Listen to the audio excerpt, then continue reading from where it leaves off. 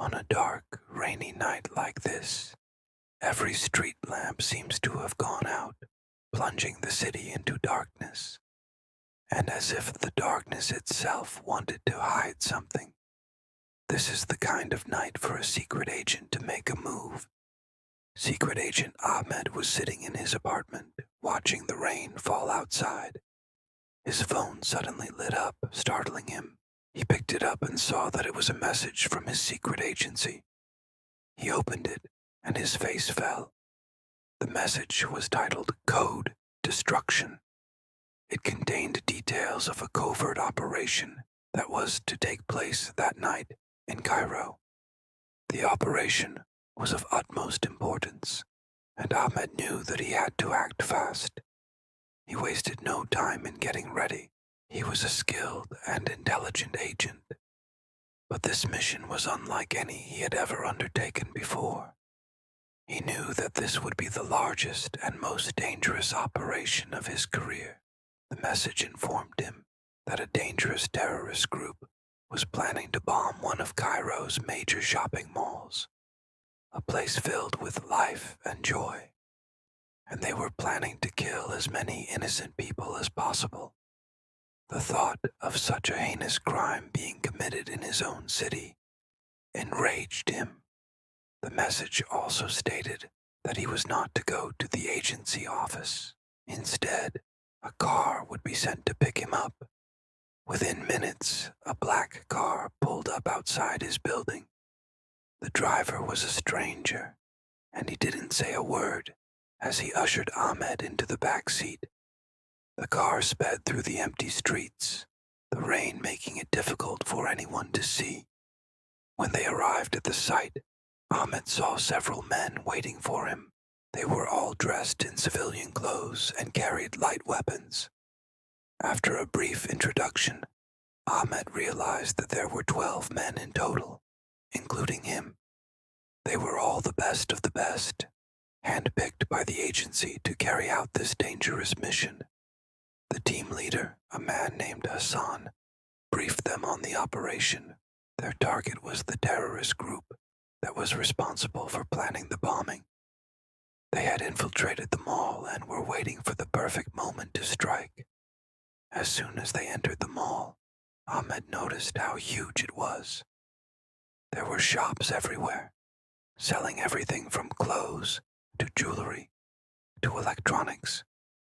There were also several restaurants and cafes, as well as a cinema. It was hard to believe that such a happy place could be the target of such a horrible crime. Suddenly, a car bomb exploded in front of the mall. People started running and screaming, trying to get away from the danger. But the damage had already been done. Several people had been killed and many more injured. Taking advantage of the chaos, Ahmed and his team moved in. They split up into smaller groups and began searching for the terrorists. They found them in one of the upper floors, armed to the teeth and ready to defend themselves. An exchange of fire began, and Ahmed felt the heat of the bullets as they whizzed past him. Moving quickly, he took cover behind a nearby pillar. He knew that they were outnumbered, but he also knew that they were the better shots. So he decided to use that to their advantage. One by one, the terrorists fell to the ground, but they were more numerous than Ahmed and his team had anticipated. And just when he thought it was over, more came from another direction, forcing them to move from their hiding places. Ahmed found himself in the open, exposed to the enemy.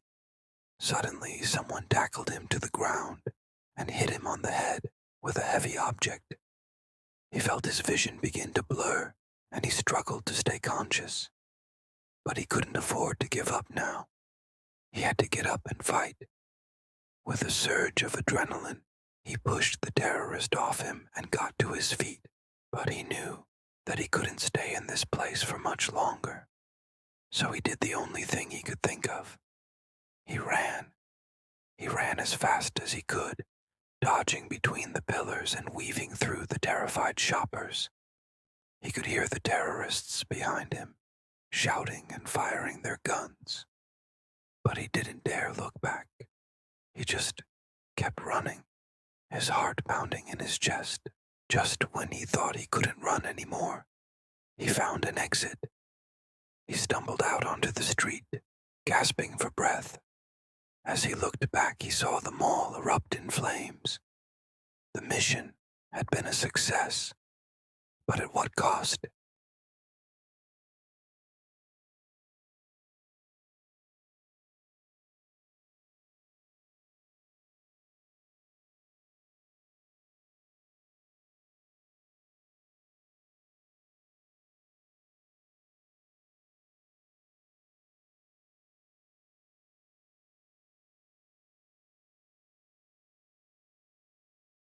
I got this. Ahmed hesitated, unsure if he could trust the stranger, but the man's determination was clear. He trusted this man's skills and decided to retreat. The man took out the rest of the terrorists, one by one. His aim was true, and his movements were precise. It was like watching a well-oiled machine in action. By the time the smoke cleared, all of the terrorists were dead, shaking. Ahmed turned to the man and asked, "Who are you?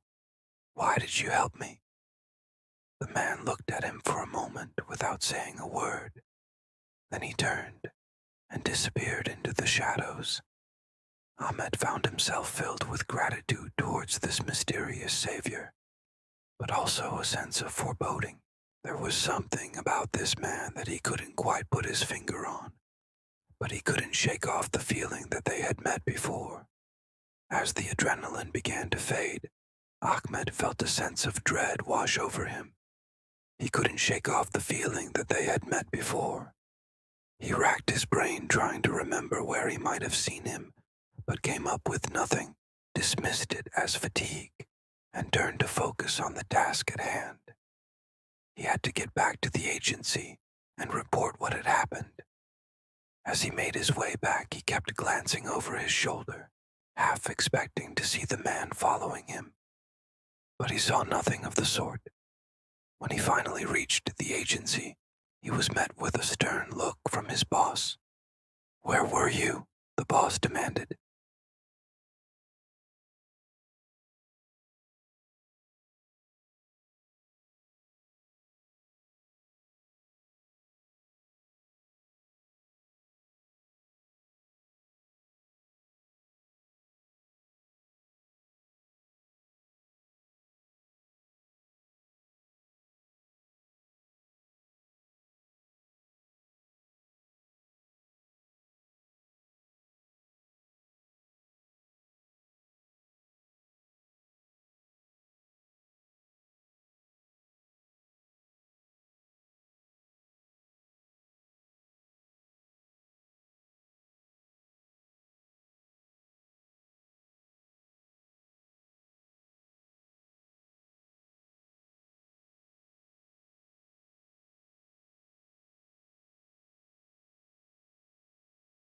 "We need to get to the bottom of this," he said.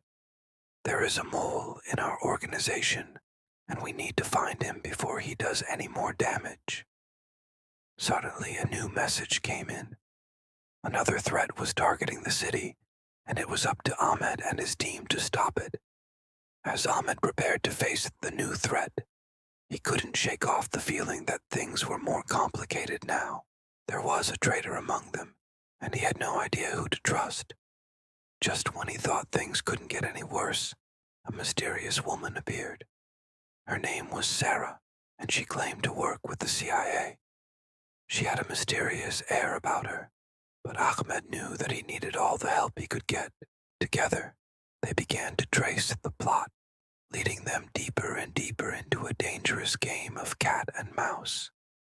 Ahmed felt like he was walking on eggshells, always aware that someone was watching him, tracking his every move.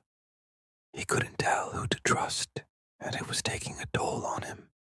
But he knew that he couldn't let his guard down. Lives were at stake. With Sarah's help, Ahmed uncovered a vast network of double agents and spies, each with their own secrets and agendas.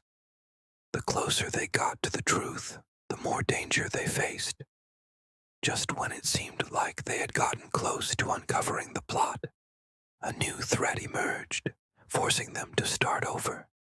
Despite the setbacks, Ahmed and Sarah's determination only grew stronger. They worked tirelessly, analyzing data, following leads, and risking their lives to stay one step ahead of the enemy. As the pressure mounted, Ahmed and Sarah had to make difficult decisions that would have far-reaching consequences. They faced opposition from unexpected sources and had to navigate a web of deceit and betrayal. All the while they had to keep their cool and make the right call.